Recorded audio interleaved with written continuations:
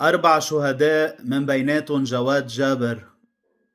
4 شهداء بدكن حداد؟ لشو حداد بدكن 4 شهداء اليوم في لبنان؟ حداد هلأ 12 بالليل ونحن زعلانين على شهدائنا بدفعة وحدة قتلون؟ حداد مش حداد. حداد في لبنان على 4 شهداء؟ طبعا لا. مين رد؟ مين عبر؟ مين استنكر؟ مين ندد؟ مين حكي؟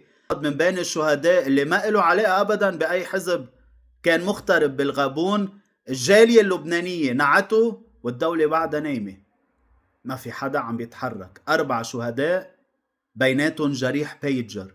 4 شهداء بالسيارة تم قتلهم بجريمة حرب. لو صايرة بأي دولة بتحترم حالها كانت أيمت الدنيا، كانت استدعت السفراء بالجهود الدبلوماسية وما ناموا الليل ونزلوا على موقع الاستهداف. هاي إذا في دولة بتحترم حالها طبعا.